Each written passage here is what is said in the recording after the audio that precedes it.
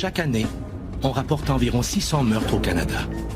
Certains sont commis par des gens au-dessus de tout soupçon. Leurs proches n'ont rien vu venir et ils n'arrivent pas à y croire. Le gars qui était en charge de l'enquête n'avait jamais vu quelque chose d'aussi horrible, d'aussi au Canada, d'aussi scabreux, d'aussi difficile à enquêter. Est-ce qu'on a manqué quelque chose? Est-ce qu'il y avait un signe? Mais il n'y avait rien. Il est toujours resté le même, tout le temps qu'on l'a connu. J'étais fâchée de voir que quelqu'un d'aussi gentil, en fait, ne l'était pas. C'est quoi les images qu'il a des femmes dans son monde intérieur? Je pense qu'il y a beaucoup d'images de femmes inaccessibles. Comment quelqu'un comme lui pouvait être un tueur en série? Qu'est-ce qui est arrivé à mon ami Russ? Parce que le Russ que j'ai connu et aimé pendant 28 ans n'est pas le même homme que celui qui a commis ces atrocités.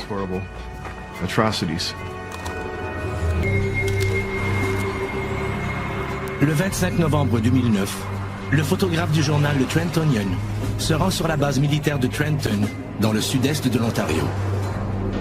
La base militaire, là-bas, c'est la plus grosse base Air Force au Canada. Fait que c'est sûr que quand tu travailles à Trenton, je veux dire, il faut que tu sois sur la base quasiment tous les jours, puis il y a tellement de gens, il y a des milliers de personnes qui travaillent là. L'homme doit photographier le commandant de la base, le colonel Russell Williams, qui participe à une levée de fonds pour un organisme de charité. Le scénario prévu pour ramasser de l'argent est plutôt original. C'est quelque chose qui est organisé avec la police de l'Ontario, la province provinciale. C'est it was called Too Young to be a base commander. Puis tout simplement qu'il est too young, il est trop jeune.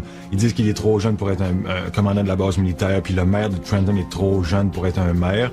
Fait que la police va à leur bureau puis ils les arrêtent. Mais c'est juste pour lever des fonds. Fait qu'ils font ça à chaque année. Le colonel Williams, qui a pris le commandement de la base de Trenton en juillet 2009, participe à l'événement pour la première fois. Il écoute le représentant de l'organisme lui expliquer le concept des photos qu'ils vont prendre. Mais l'idée, c'était qu'ils leur mettent des menottes, ils les embarquent dans la voiture de police, puis ils les conduisent au poste de police, puis ils veulent avoir une photo en arrière des barreaux, là, dans une cellule. Contre toute attente, le colonel Williams réagit négativement à la proposition.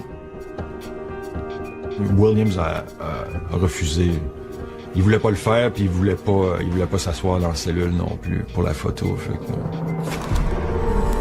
Pour moi, ça représente de façon symbolique la dimension qu'il n'accepte pas d'être dominé. Et une personne qui est enchaînée, qui est menottée, c'est une personne qui est dominée par les autres. Et il a tellement fui ce modèle-là en voulant devenir dominant que dans sa personnalité rigide, il ne peut pas accepter de jouer le jeu de ça. Pour lui, ça devient trop violent. Il veut, envers et contre tous, être toujours la personne dominante. Williams finit par accepter d'avoir l'air menotté sans l'être pour vrai. Et en aucun cas, il ne sera photographié derrière les barreaux. Le compromis semble satisfaire tout le monde. Jérôme Lessard ignore qu'à une quinzaine de kilomètres de la base militaire, dans une maison de Brighton, on est sur le point de découvrir le cadavre d'une femme sauvagement agressée. Cette mort va révéler une toute autre facette du personnage qu'il est en train de photographier.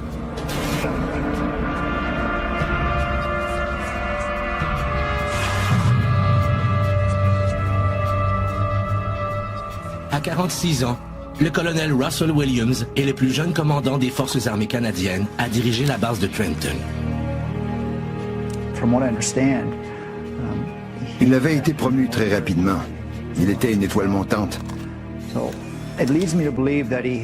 J'en déduis qu'il avait certaines qualités qui lui ont permis de réussir. Les plus importantes étant son potentiel et son habileté à diriger. Il y a aussi la personnalité, l'attitude très positive, le travail acharné. La passion de Williams pour l'aviation date de ses années universitaires. À l'époque, Russell Williams vient de vivre une rupture éprouvante. C'est en regardant le film Top Gun qu'il a la révélation de ce qu'il veut faire dans la vie. C'est vraiment ce qu'il voulait faire. C'était clair. Il est allé voir plusieurs fois le film Top Gun et je me suis dit, ah mon Dieu, il a perdu la tête avec cette idée de devenir pilote pour regagner le cœur de son ex-petit ami.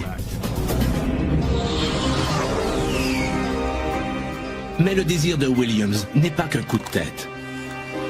Il joint les forces armées canadiennes en 1987 à l'âge de 24 ans. Il commence son entraînement à Chilliwack, en Colombie-Britannique, pour devenir pilote de la Force aérienne du Canada. Il passe au travers de l'éprouvante formation et obtient ses ailes en 1990. Il l'a fait. Il est passé au travers. J'étais toujours très fier de ses réussites. Il m'a jamais mentionné « Oh, soit dit en passant, j'ai obtenu mes ailes aujourd'hui. » Il s'en est jamais vanté. C'était un gars humble qui poursuivait un rêve, celui de devenir un pilote. Dès 1992, il pilote des CC-144 Challenger et commence à transporter des personnalités publiques importantes. Ce sont des missions top secrètes et délicates, dont Williams s'acquitte avec grand professionnalisme. C'est un des meilleurs pilotes qu'il y avait dans l'armée canadienne. Il était reconnu pour être un des plus calibres pilotes qu'il y avait. Fait qu'il était le VIP pilot qu'il appelle pour l'armée.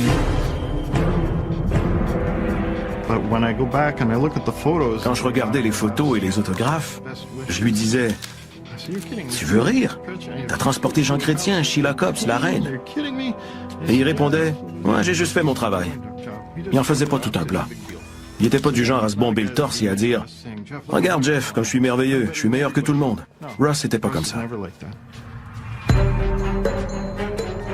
Le 25 novembre 2009, pendant que le colonel participe à la levée de fonds, l'amoureux de Marie-France Comeau est en route vers la rue Raglan, à Brighton. C'est là qu'habite Marie-France. Il lui a laissé un message la veille, mais elle ne l'a pas rappelé. Inquiet, il vient aux nouvelles. Il a le pressentiment qu'il lui est arrivé quelque chose de grave. Fille de militaire, Marie-France Comeau s'enrôle à 18 ans. Elle étudie à la base militaire de Borden, au nord de Toronto, pour devenir technicienne en trafic aérien. On était tous rassemblés pour un cours et quand je l'ai vue, j'ai pensé « Oh mon Dieu, c'est une très belle fille. Je suis heureux qu'elle soit dans notre classe. » En 2009, le caporal Marie-France Comeau fait partie de l'escadron 437, directement sous les ordres de Williams. Il participe conjointement à plusieurs missions en Afghanistan et en Haïti. On se parlait au téléphone et il m'a dit « Il y a une Québécoise qui travaille avec moi et elle m'apprend à parler le français, à bien prononcer les mots. » Je lui ai répondu « Ah, parfait, c'est la bonne façon d'apprendre. » Il a ajouté « Oui, mais son nom est Marie-France. » Je lui ai dit « Ah ouais, c'est un beau nom, Marie-France. » Marie-France Comeau est appréciée de tous. Elle est discrète et réservée, mais possède un solide esprit d'équipe. Elle n'a pas d'ennemis. L'amoureux de Marie-France frappe à la porte sans que personne ne réponde. Sa nervosité augmente d'un cran. Il fait le tour de la maison et remarque que la porte patio arrière est déverrouillée. Le cœur battant, il entre. Dans sa chambre à coucher, le corps de Marie-France Comeau gît, nu, sous un sac de couchage. Elle a des blessures à la tête et aux bras. Elle est morte asphyxiée. Le 26 novembre 2009, à minuit 13, quelques heures après la découverte du corps, Russell Williams reçoit un courriel de la police l'avisant du décès du caporal Marie-France Comeau. Une heure plus tard, il reçoit un deuxième message lui indiquant qu'il s'agit d'une mort suspecte. Tout au long de l'enquête, Williams tient à être informé des moindres détails. On regardait la télévision et tout à coup j'ai vu sa photo apparaître à l'écran. Et on parlait de sa mort. Je me suis dit c'est impossible. C'est épouvantable de penser que quelqu'un l'ait vraiment tué. Un meurtre, c'est terrible. Mais la tuer, elle. Jamais je n'aurais cru que quelqu'un puisse un jour en vouloir à Marie-France. J'étais assommé. Sur la base de Trenton, les amis de Marie-France Comeau refusent d'accepter sa mort horrible. Just awful. Militaires, parents et amis espèrent que la police identifiera rapidement le meurtrier. Mais celui-ci n'a laissé aucune trace derrière lui.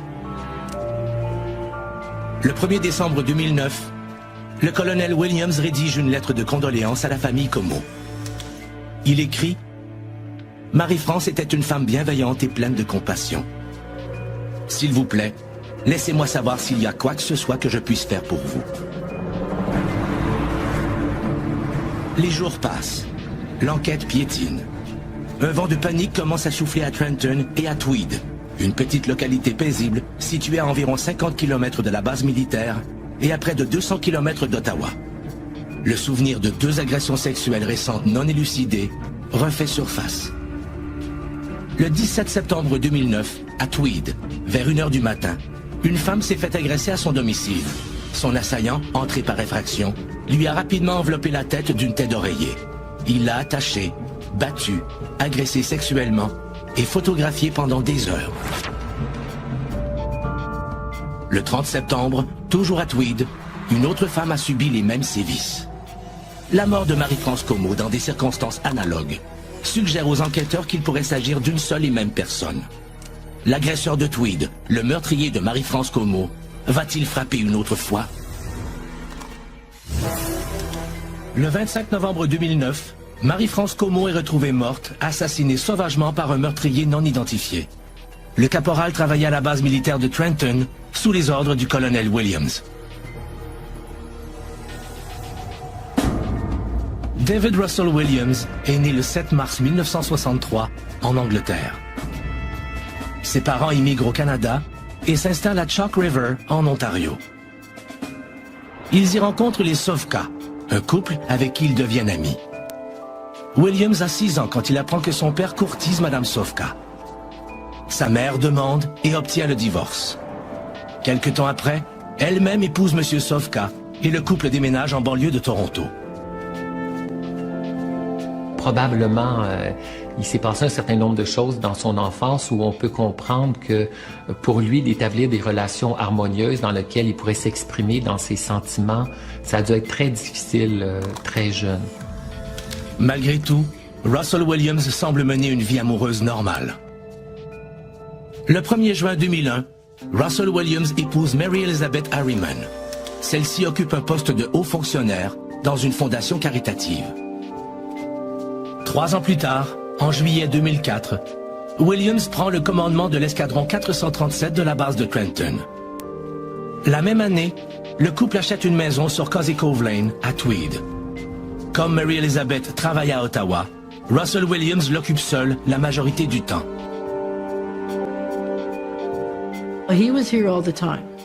Lui, il était toujours ici. Au début, sa femme venait le rejoindre les week-ends et il passait les congés, les longues fins de semaine ici. Il était très gentil, très amical. Comme elle, un couple très gentil. Le couple Harriman-Williams fait bientôt connaissance des Murdoch, leurs voisins immédiats. Les Murdoch et leurs 2 enfants créent rapidement des liens amicaux avec les nouveaux arrivants qui, eux, sont sans enfants. Mes parents et les Williams dînaient ensemble et ils jouaient aux cartes. On a eu l'idée de lui montrer à jouer au crib parce qu'il était le seul du groupe à pas connaître le jeu. Je m'assoyais avec lui et je lui montrais quoi faire.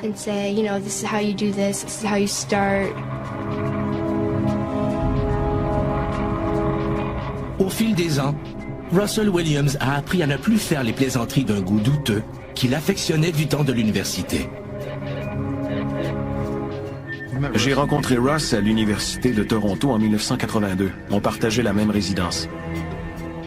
À cette époque, Williams adore jouer des tours à ses amis. Le soin maniaque et la patience qu'il met à les préparer créent un indéfinissable malaise chez ses amis. Je me souviens. J'étais assis à mon bureau. Ça devait faire à peu près 30 minutes. Il était très patient. Et soudainement, il est sorti de la garde-robe pour me faire sursauter. J'ai eu la peur de ma vie.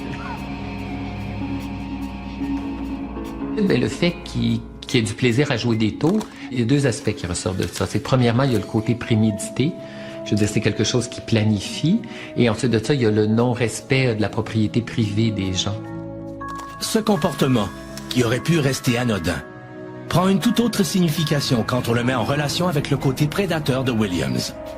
Même chose pour son intérêt pour la photographie. Mais à l'université, personne ne se doute de la direction morbide que cette passion va prendre. J'étais pas un grand amateur de photographie. Russ en était un. Il avait l'œil pour ça. C'était sa passion. Je me souviens qu'il m'avait dit, il regardait mes caméras, puis il dit, oh yeah, photography, I love photography. He was like, I'm a really keen photographer. Maintenant, par après, c'est dur de rester un peu objectif, là, parce qu'on a une différente idée de lui maintenant. Certaines des photos qui ont été prises lorsqu'elle a été honorée sont disparues de son album. Elle ne les trouve plus. On craint qu'il se soit emparé de ces photos. C'est le principe du collectionneur qu'on retrouve. Là, c'est la même dynamique des sous-vêtements. Ça lui permet à la fois de se remémorer les événements, d'en avoir des trophées et en plus, même si ça peut paraître choquant, de pouvoir les utiliser pour vivre de nouvelles excitations sexuelles.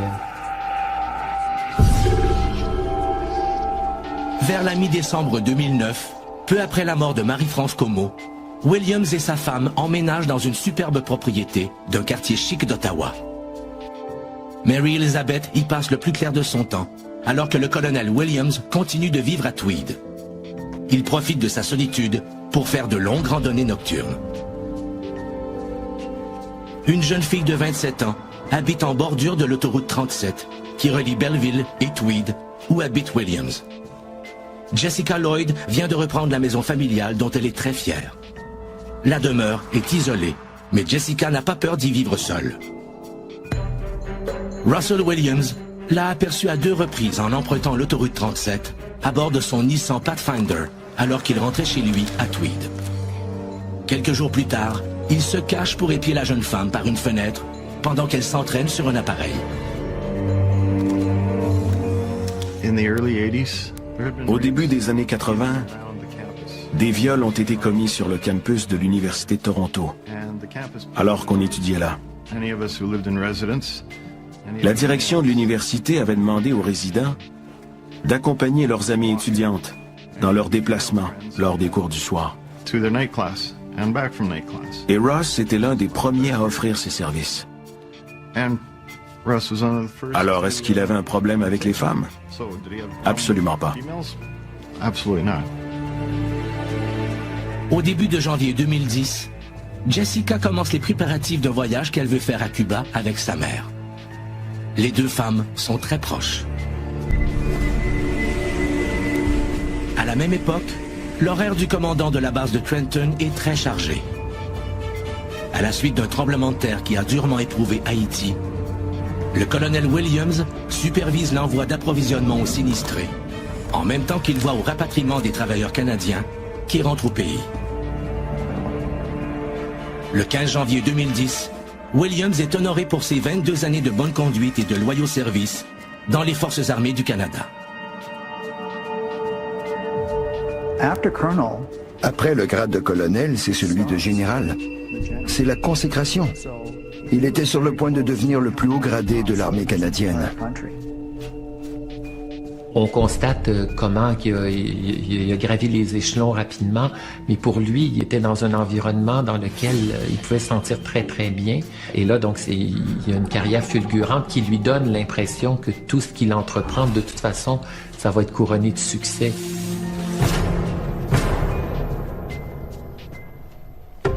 Dans la nuit du 28 au 29 janvier, à 3 heures du matin, sous une pleine lune, 2 hommes roulent sur l'autoroute 37 entre Belleville et Tweed. Ils remarquent un véhicule utilitaire sport semblable à un Nissan Pathfinder, stationné dans un champ de maïs, non loin d'une résidence. Il s'agit de la maison de Jessica Lloyd. Le véhicule semble vide. Les 2 hommes trouvent la chose étrange, mais ne s'arrêtent pas. Le matin du 29 janvier 2010, le patron de Jessica appelle la mère de la jeune femme. Jessica n'est pas rentrée au travail et ne l'a pas prévenue.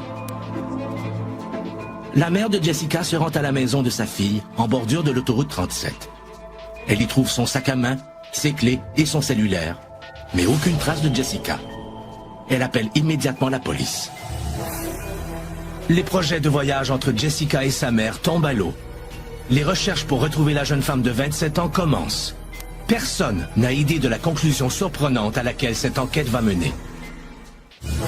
La disparition mystérieuse de Jessica Lloyd, le 29 janvier 2010, donne lieu à des recherches en règle de son domicile et des environs. Les policiers passent la maison au peigne fin, mais ne trouvent rien.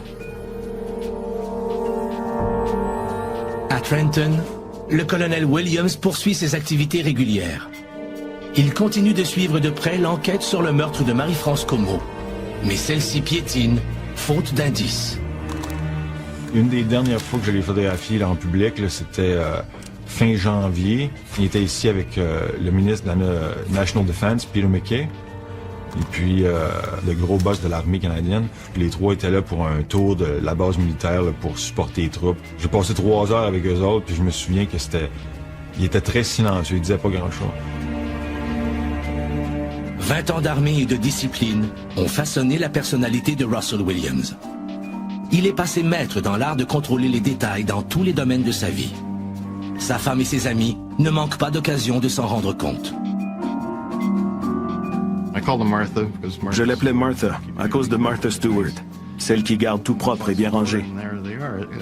J'ouvrais les portes de la garde-robe et ça ressemblait à une boutique pour hommes. Il y avait 1 pouce entre chacun de ses habits qui étaient parfaitement alignés.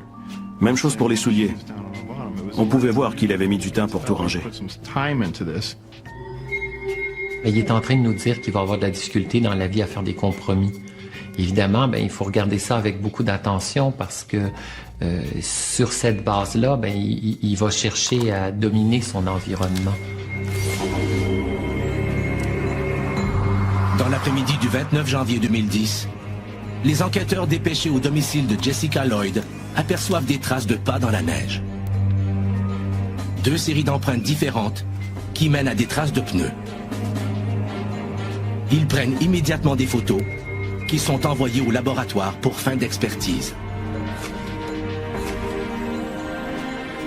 Le 30 janvier, l'un des hommes qui a aperçu le véhicule utilitaire sport, non loin de la maison de Jessica Lloyd 2 jours plus tôt, se rend au poste de police raconter son histoire. Les enquêteurs possèdent maintenant une date, une heure précise et un type de véhicule. Un pas de géant vient d'être fait. Le samedi 30 janvier 2010, au matin, le colonel Russell Williams se prépare à amener un contingent de soldats en Californie. Il est de retour le soir même à 18h30. Il se rend au bureau, travailler, puis rentre à Ottawa passer le reste du week-end avec sa femme. When did all this break loose for him? When did he lose control? Quand est-ce que tout s'est effondré pour lui? À quel moment a-t-il perdu le contrôle? Il était très bien structuré. Il était en contrôle de tout, bien organisé. Et puis après, il y a des gens hyper organisés, hyper propres. Il n'y a rien de mal à ça. Mais à quel moment a-t-il utilisé ce contrôle pour planifier ses crimes dans les moindres détails? Les policiers nous ont dit qu'il a pris beaucoup de temps pour épier ses victimes et savoir à quel moment il pourrait s'introduire chez elles en leur absence. Je regarde ça et je pense qu'il était très détaché, très froid, sans émotion. Manifestement, il s'était entraîné pour se distancer de ses actions. Je ne sais pas comment il faisait pour être aussi calme après avoir commis un crime. C'est incroyable. Il a vraiment berné beaucoup de monde.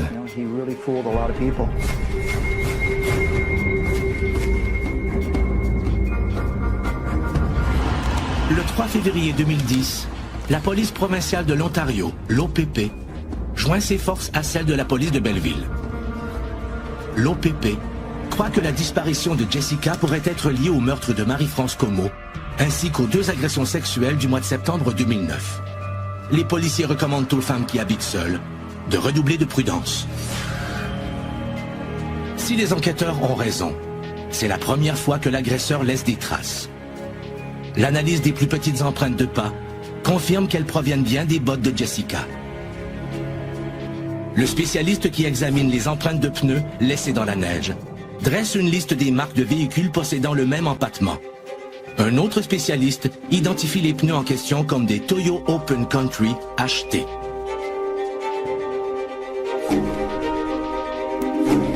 Les policiers ont ce qu'il faut pour passer à un nouveau plan d'attaque. Ils ont fait des barrages, l'OPP a fait des barrages, puis la police de Belleville, pendant une couple de jours, là, juste pour regarder s'ils pouvaient pas trouver des indices ou s'ils pouvaient pas trouver quelque chose d'intéressant.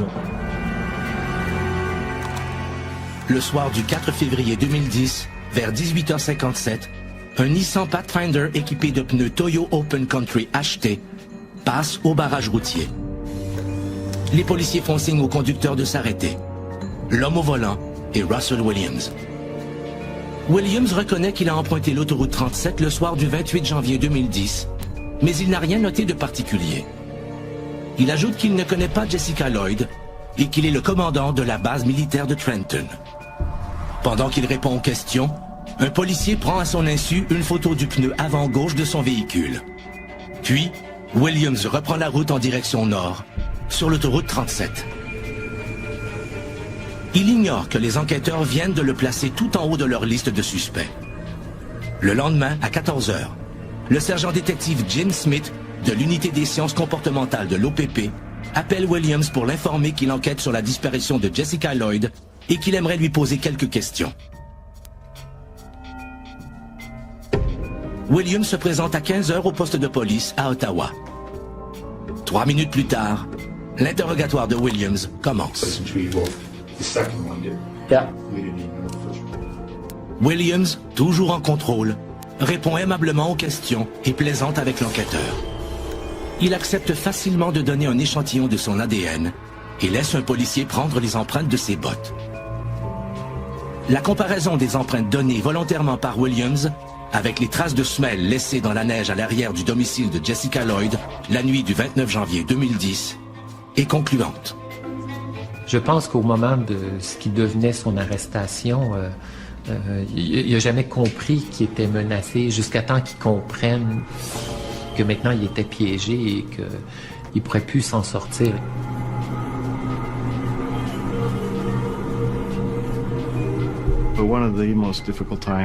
Un des moments les plus difficiles pour moi, c'est lorsque j'ai vu son interrogatoire à la télévision. C'était Russ comme dans la vraie vie. Je le voyais marcher, il souriait, il mâchait de la gomme, il portait des jeans comme d'habitude.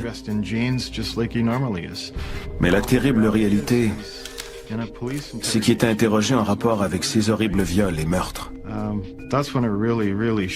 C'est là que ça m'a bouleversé. J'ai réalisé que c'était vraiment Russ.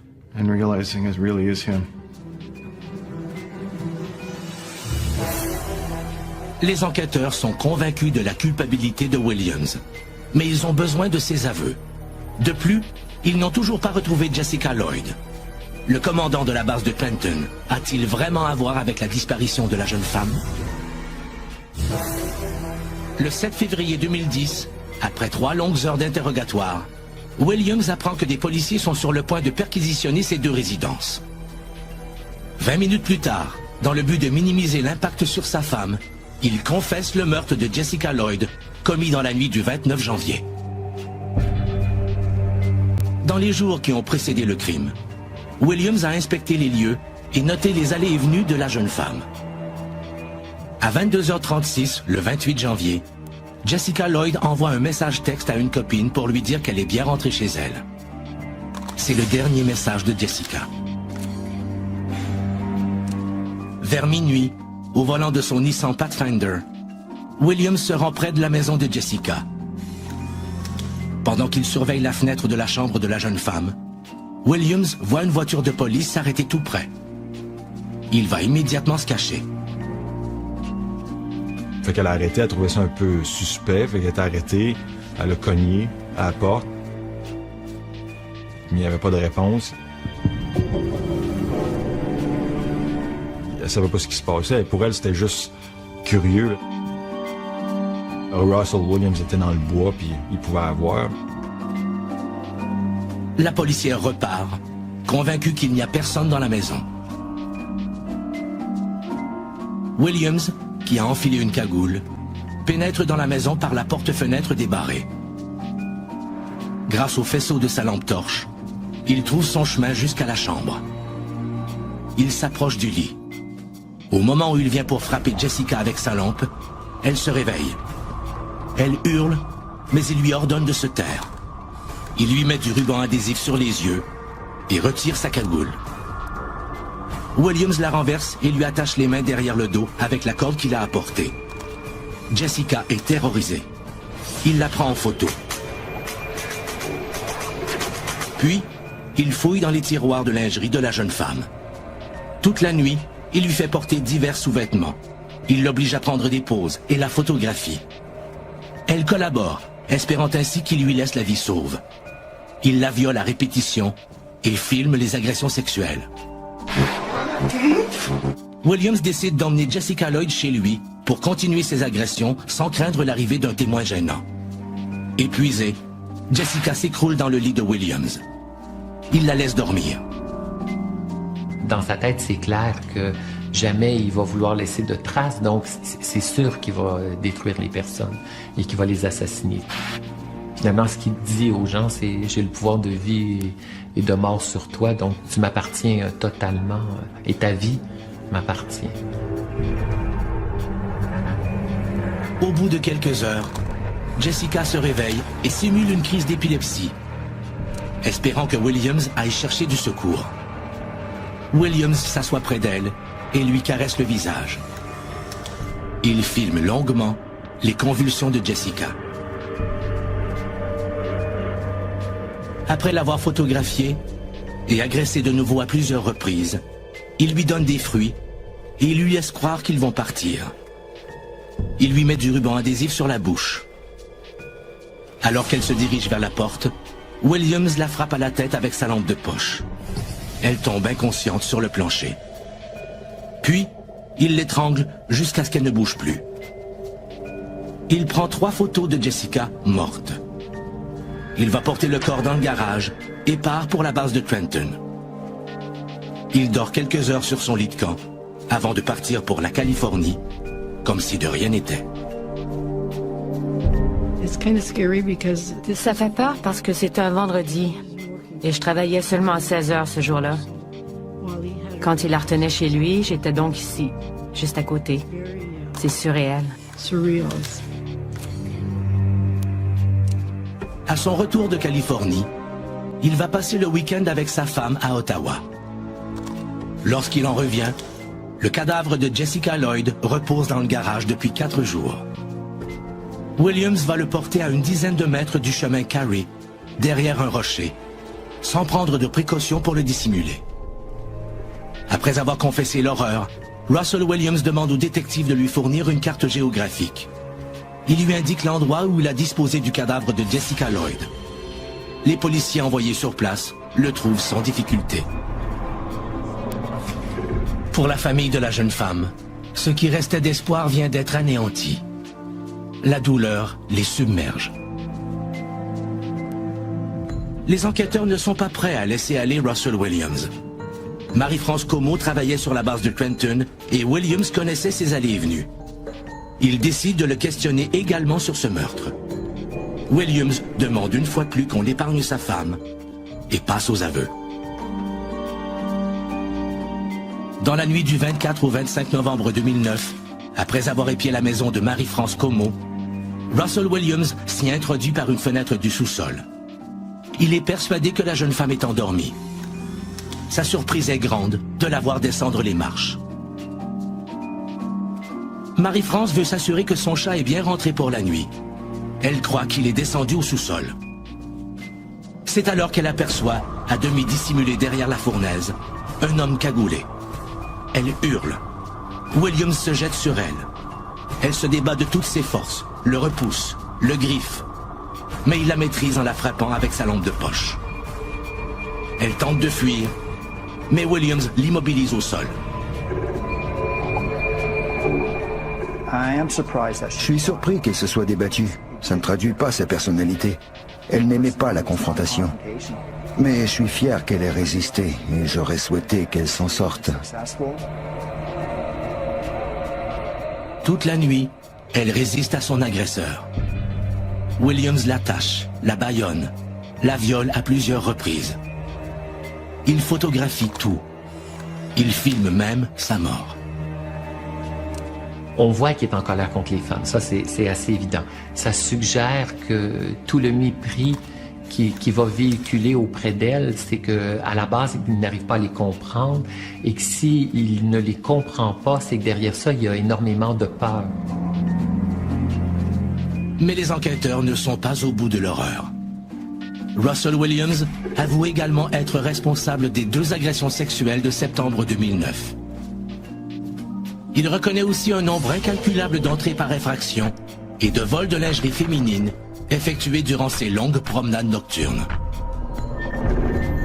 Les enquêteurs vont fouiller les maisons de Williams à Tweed et à Ottawa, aux endroits que Williams leur a indiqués. Avec stupeur, ils découvrent des centaines de sous-vêtements féminins, des milliers de photos dissimulées dans les plafonds et dans le disque dur externe de l'ordinateur. Fidèle à sa manie de tout classer, Williams a inscrit la date, le lieu et l'heure à laquelle elles ont été prises. Le gars qui était en charge de l'enquête pour la police de l'Ontario nous disait là, à la fin du procès que les autres n'avaient jamais vu quelque chose d'aussi horrible, d'aussi au Canada, là, d'aussi important, mais d'aussi scabreux, là, d'aussi difficile à enquêter. Là. Parmi les trophées que Williams a conservés, les enquêteurs découvrent avec répulsion les enregistrements vidéo de ces agressions et des 2 meurtres. Comment cet homme respecté, ce haut gradé des forces armées, a-t-il pu sombrer dans une si totale déchéance? La justice lui accordera-t-elle un châtiment à la mesure de l'horreur? Le 7 février 2010, Russell Williams est arrêté et accusé des meurtres au 1er degré du caporal Marie-France Comeau et de la jeune Jessica Lloyd. La population de Tweed et des environs, ainsi que les militaires, apprennent avec consternation que le fier commandant de la base de Trenton est un horrible assassin. L'homme que j'ai connu pendant près de 30 ans, mon bon ami que j'avais en si haute estime, était un gentilhomme, un citoyen exemplaire, qui a jamais abusé d'alcool et des drogues. Il n'était pas un homme à femme. Je me disais que quelque chose clochait. Ils avaient le mauvais gars. C'est tout ce à quoi je pouvais penser. Russell Williams fait face à 2 autres chefs d'accusation pour séquestration et agression sexuelle, ainsi qu'à 82 chefs d'accusation supplémentaires pour entrer par infraction dans le but de s'emparer de lingerie féminine.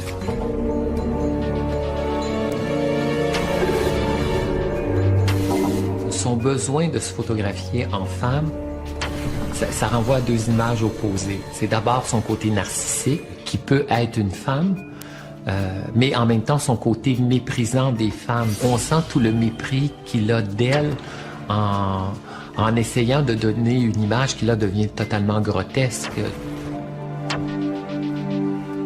Quand j'ai vu les photos de Ross qui portait des sous-vêtements, je l'ai trouvé bizarre. Il se ressemblait pas. Oui, je le reconnaissais, mais je regardais ses yeux et c'est comme s'il n'était pas lui-même. Il y avait une étrange expression dans son visage et son regard était totalement différent.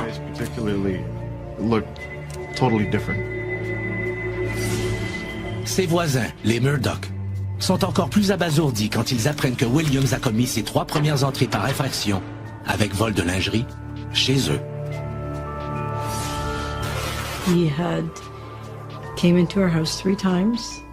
Il s'est introduit par effraction chez nous à 3 reprises et s'est emparé de sous-vêtements féminins. Je croyais que c'était les miens, parce que quand je pense à des sous-vêtements féminins, je pense à des sous-vêtements pour femmes, pas pour enfants. Mais c'était ceux de ma fille. Et les policiers nous ont dit qu'ils avaient volé des photos de ma fille. Je pouvais pas le croire. Pourquoi prendre des objets appartenant à un enfant? Target my daughter. Why would he take some of her stuff? Que s'est-il passé pour que le brillant élève officier, le surdoué qui suscitait l'admiration de tous, tombe si bas? Ces perversions ont-elles toujours été présentes, mais gardées en laisse? Ou sont-elles apparues au fur et à mesure qu'il gravissait les échelons du pouvoir? C'est certainement pas le Ross que j'ai connu durant 28 ans qui a commis ces crimes. Quelque chose d'horrible s'est produit en lui. À 44 ans, on ne devient pas soudainement un désaxé sexuel qui s'introduit dans les maisons des femmes pour voler leurs sous-vêtements. C'est pas encore possible pour moi de réconcilier les deux individus qu'on voit. Le professionnel que je connaissais et le criminel qu'on remet en prison aujourd'hui. Qui a réussi à garder ça sous une forme latente pendant autant d'années, c'était en lui, mais le côté de passer à l'acte dans des gestes aussi violents, c'est très très rare qu'on voit ça apparaître à l'âge de plus de 40 ans.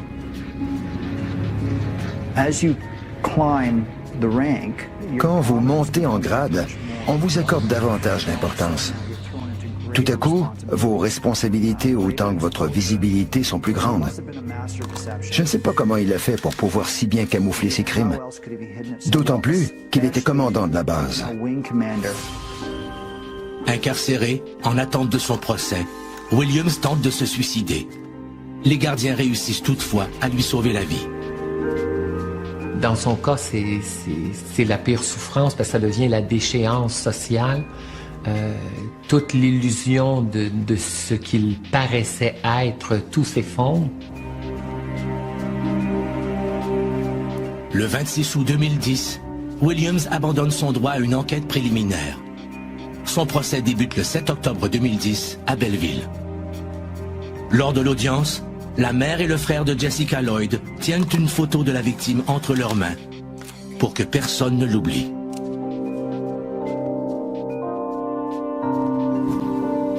Williams plaide coupable. Il écope de 2 peines simultanées de prison à vie, sans possibilité de libération avant 25 ans. De plus, il reçoit une sentence de 10 ans pour chacune des 2 agressions sexuelles. À cela, s'ajoutent des peines d'1 an de prison pour les vols et entrées par infraction dans des résidences privées. Les chances sont fortes qu'il ne sorte jamais de prison. Dès que les sentences sont prononcées, les forces armées canadiennes destituent Russell Williams de son grade de colonel. Ils l'expulsent de leur rang et le dépouillent de ses médailles qui sont brûlées en même temps que ses uniformes militaires.